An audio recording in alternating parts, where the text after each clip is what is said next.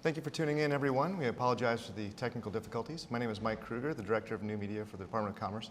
I'm here with Gary Locke, the Secretary of Commerce. The editor from Fast Company has been unfortunately stuck on a train. She'll be jumping in hopefully at some moment when she gets here. In the meantime, I'm going to ask the Secretary questions that were submitted through the Fast Company website. So without further ado, let me ask the first question, Mr. Locke. This has been in the news lately a lot, Secretary.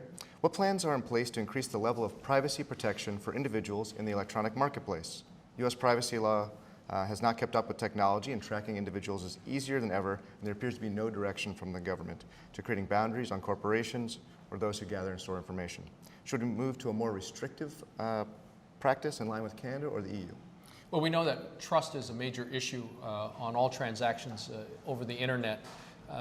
Already we're seeing the use of the internet for trillions of dollars every single year, from businesses interacting, conducting transactions, to individuals making purchases, paying their bills, handling all of their finances over the internet. And if we're to realize the full potential of the internet, there has to be trust. And so we at the Department of Commerce are putting together a report, set of recommendations to the President on how to approach that, and we'll be releasing that shortly. But we all have to focus on increasing the trust level over the internet so that consumers have full information on how their information might be used, might be disseminated, what is actually being tracked and recorded, so that there's full knowledge. And hopefully we'll be able to increase that trust level. Excellent. I might also want to add for our viewers, we are still taking questions through whitehouse.gov and through Twitter with the hashtag LockeChat. So we will be pulling from those questions a little bit later. Second question for you, Secretary. If the mandate of the Commerce Department is to innovate at home, what steps are we putting in place to encourage corporations to conduct research here in the U.S. and not ship those jobs overseas? Well, first of all, the President has called for making permanent the tax credit for research and development. It has actually lapsed, and I think that lack of predictability and certainty with respect to those tax incentives for creating research and development here in the United States encourages companies to set up research centers overseas. The second thing is that we've really expanded a whole host of programs to focus on the commercialization of research that occurs in the United States and how we can best get that to the marketplace. And for instance, at the Department of Commerce, we have this Office of Innovation and Entrepreneurship, as well as a National Advisory Council of some of the great minds and individuals who've been engaged in research and development here in the United States, giving us real practical solutions and ideas on how we can really encourage more R&D here in America as opposed to going abroad. Okay, well, I think actually segueing from that, the next question was about innovation and entrepreneurship initiatives that universities are often involved. The question is, what mechanisms are in place to prevent universities from competing head-to-head from not competing head-to-head with small businesses? Well, first of all, we know that so much of the research in the United States actually occurs within the private sector. And of course, the federal government provides grants for research at federal labs as well as at our colleges and universities. But the key thing is that these are really not in competition with each other. So much of the research that occurs at our college and university level eventually ends up in the private sector. A lot of startup companies are created based off the research that occurs in the colleges and universities, but these are private companies now that actually take these ideas, hire employees, and then really create the jobs of the new economy. There might be some financial arrangement with the colleges and universities in terms of sharing of some of the royalties and the income, but by and large, the universities are turning this over to the private sector. The thing that we need to focus on is how do we hasten that transfer of ideas from the colleges and universities to the private sector, and how do we really help those private sector entities get the funding that they need to really take off. And so we're really looking at such issues as the so-called valley of death, that gap, that chasm in which companies are not able to make it because they can't get the financing they need. Thank you.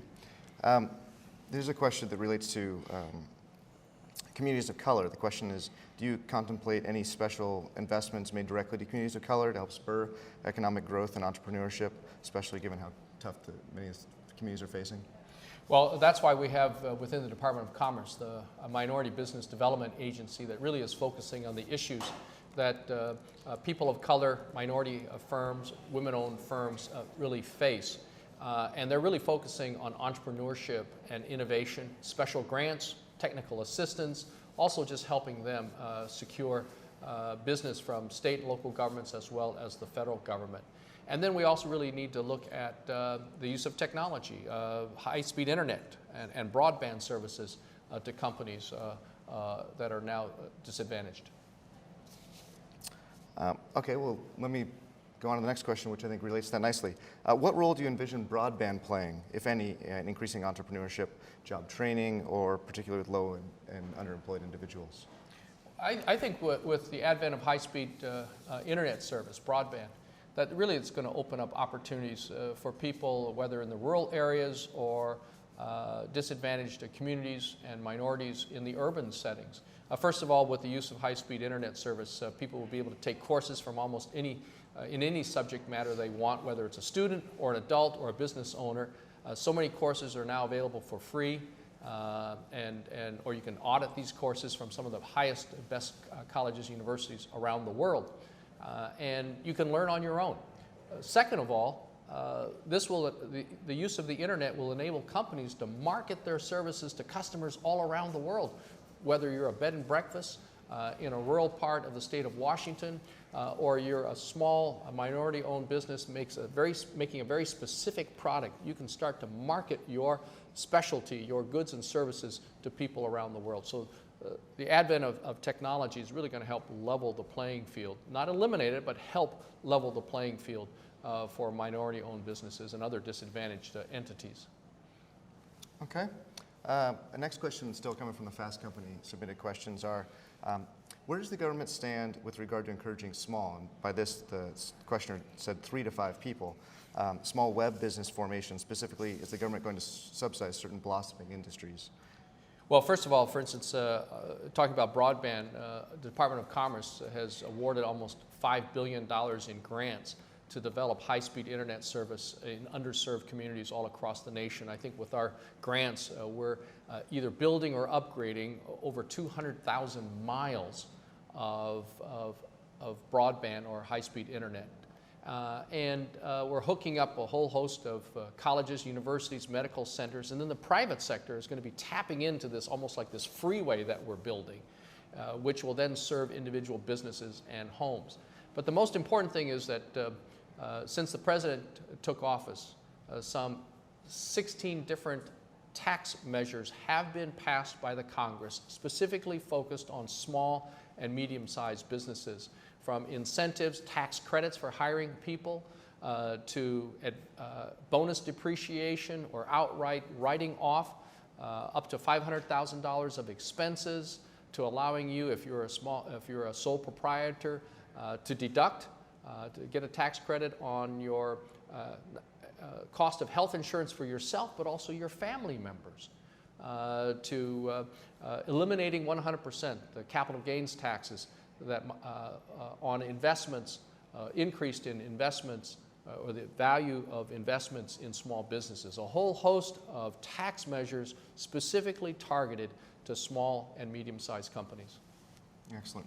Welcome to the live viewers. It appears though our technical issues have been solved, and so we're live. Just so you know, to catch you up, we've had the editor from Fast Company is on her way. In the meantime, I'm filling in. I've been asking some questions from Fast Company, but it seems appropriate now that we're streaming live to ask you our first web question. And I believe it's Kumu would like to know, are you working on any new initiatives from the recent trip to India? Well, actually, the recent trip to India was a great success. The president was able to announce over $10 billion in sales of U.S. goods and services, of export content here in the United States. That is over $10 billion of made in USA goods and services to India, and creating over 50,000 or supporting 50,000 jobs here in America. We're actually following up with another trade mission in early February, focusing on technology, high technology goods, from medical equipment to energy, helping American companies sell more of their made in USA goods and services to India. Because the more that American companies export, the more they produce. The more they produce, the more people they need, the more people they're going to hire. And that means good paying jobs here in America. Excellent. And again, we are still taking web questions, and if you missed the first part, then that will be posted, the entirety of this will be posted later on whitehouse.gov. I'm going to ask the Secretary one last question and then hand it off to our guest from Fast Company. So, Secretary, let me ask you this while we change places. What steps are you taking to rejuvenate America's small business, especially after passing the Healthcare Reform Act and increasing taxation on profits? Well, actually, we haven't increased taxes on any profits. Taxes have actually gone down. Some 16 different tax measures have been passed benefiting small and medium-sized companies. Actually, the healthcare law benefits small businesses because under the healthcare law, there is no requirement that small businesses offer health insurance to their employees. No penalty if small businesses with less than 50 employees, no penalty if they don't offer health care insurance to their employees. But if they do, for the first time now, they actually get tax credits and a lowering of their taxes. So that's actually going to help. But let me just say that these 16 tax measures reducing taxes run the gamut from outright forgiveness of Social Security taxes for hiring people who were previously unemployed, to allowing companies to write off and have higher deductions for their purchases of equipment or investment in equipment. If you're a startup company, just saying, hey, you don't have to pay, a lot of your expenses in starting up a company are tax deductible, to even tax deductions for health insurance for your own family members if you're, for instance, self-employed or a sole proprietorship. So those are the things that we're really doing to help small businesses grow and expand. Because actually we know that small businesses account for most of the jobs in America. 40% of all the jobs in the United States are from companies that were created after 1980. And indeed, virtually all of the net new jobs in America over the last several decades came from startup companies. So we need to help startup companies. Hi, I'm Nancy Cook. I'm a senior editor at Fast Company, and I'm just joining all of you. Secretary Locke, I'm so sorry I was late. Oh, no, that's all right. Can you do anything to solve Amtrak? Anyway, we're here to talk about innovation, entrepreneurship, new businesses, small businesses, and I thought we should take a question from Twitter first. So one of our readers wants to know, how will councils help companies bringing new technologies to market survive the endless federal approval process? Well, actually, what we're focusing on now is a lot more coordination among the federal agencies. The President has really tasked us to break down the silos within the federal agencies. And so we're really coordinating, trying to make sure the left hand knows what the right hand is doing, and really working together to combine a lot of our programs so that's almost a seamless array of services to benefit the small and medium-sized companies and entrepreneurs. For instance, the Small Business Administration and Department of Commerce are working hand in hand on entrepreneurship programs. We at the Commerce Department now have folks that are cross-trained in all the programs offered by Small Business Administration and even Defense Department diversification programs, so that when a person comes in and talks to some of our folks out in the field, we're able to be that one-stop shop of information and services for them, because business owners, entrepreneurs don't have the time to go to 5 or 6 different offices of the federal government, let's say in the city of Seattle or Philadelphia, as they're trying to look for funding, trying to look for help, looking for financing, and just getting through the regulatory process. And so we're really trying to break down these barriers, speed things along, such as making sure that the federal government pays its bills within 30 days. And I'm proud to say that the Commerce Department, virtually all of our bills for goods and services that really go out to small, medium-sized businesses are paid within 30 days. One follow-up question to that I know a lot of Fast Company readers are curious about is just capital for small businesses and access to credit. What's the Commerce Department doing about that? First of all, we have some programs focusing on regional innovation clusters where we're really providing grants through our Economic Development Administration to these clusters, proof of concept centers that are really helping small businesses grow and expand and develop their new innovations and get them to market. The other thing that's really important is that the President recently signed the Small Business Jobs Bill, passed by the Congress, and it took way too long to pass. Finally, we had some bipartisan votes, some Republicans that crossed the aisle to vote for it, and the president signed it. This is money left over from President Bush's TARP program, unused money from President Bush's TARP program. And what it does is it's giving $30 billion of incentives for the community banks, the small banks, to give loans and provide financing for small, medium-sized companies. That is expected to free up some $300 billion of capital and loans financing from the small community banks in favor of small, medium-sized businesses.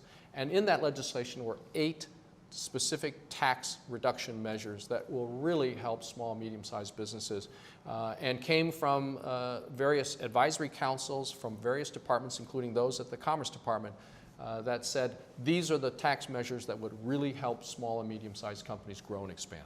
Just to follow up on that, what sort of pressure are you putting on larger banks to lend to small businesses? I know that a lot of community banks and smaller banks have failed this year, and I'm curious to know, what kind of pressure are you exerting on, the Banks of America of the world?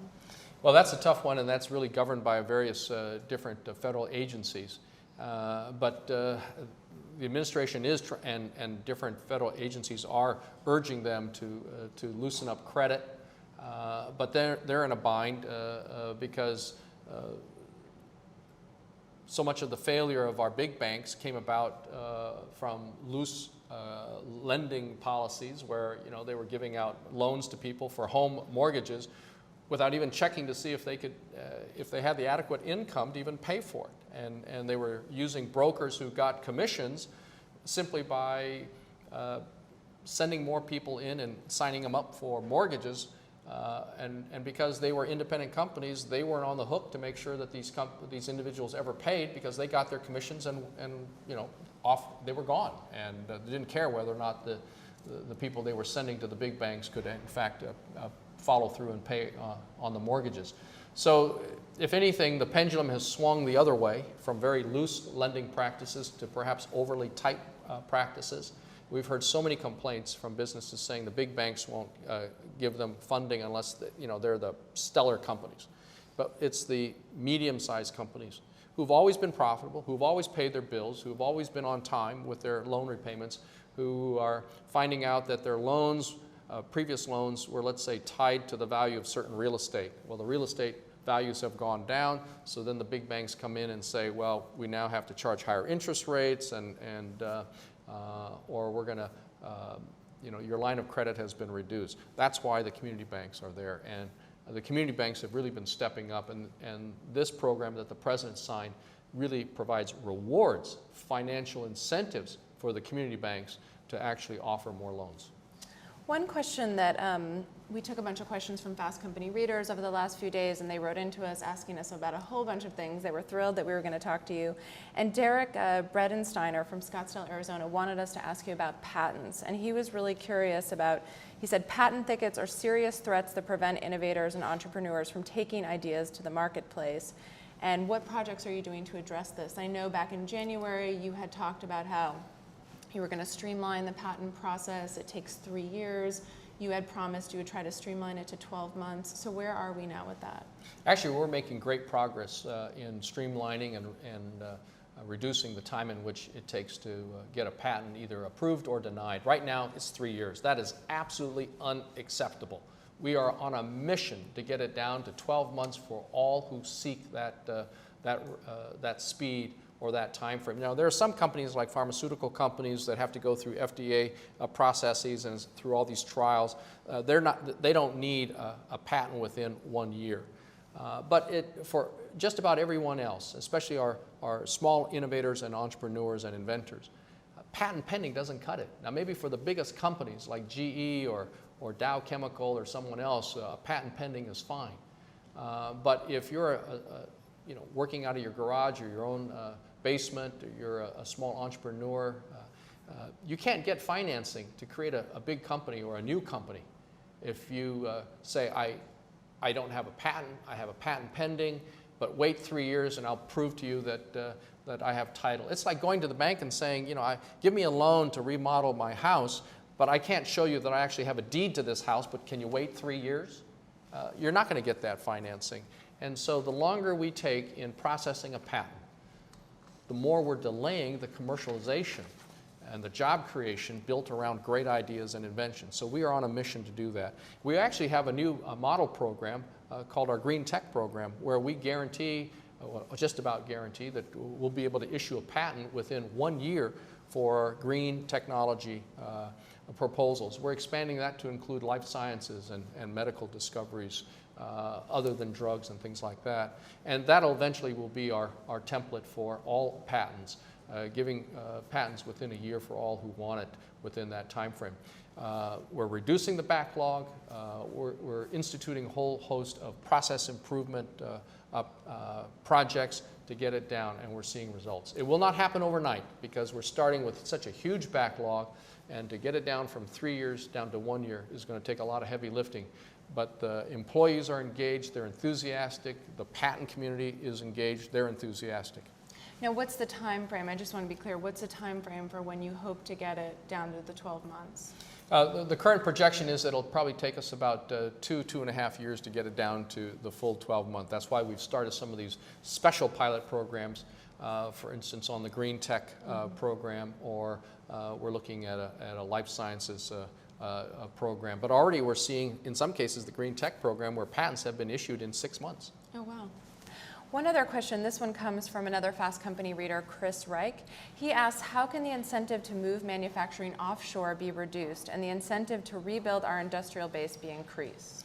Well, one of the things that you're seeing is that the cost of manufacturing, the low cost advantages that certain countries have, is disappearing. You hear about the rising cost of labor in China and elsewhere in Asia. And in fact, you're seeing that the cost of labor now is getting to be a smaller cost of the overall cost of producing a widget. As a result, you're seeing a lot more manufacturing now coming to the United States. I mean, BMW recently opened up a plant building their 300 series automobiles in South Carolina. And not only are they building it for the American consumer, they're actually going to be exporting to other parts of the world 25% of the cars that are being built in South Carolina. Other companies have, like ThyssenKrupp, have opened up a factory here in the United States. People are interested in just-in-time delivery. They're concerned about the rising cost of fuel and transportation cost. A lot more interest in locating those manufacturing facilities here.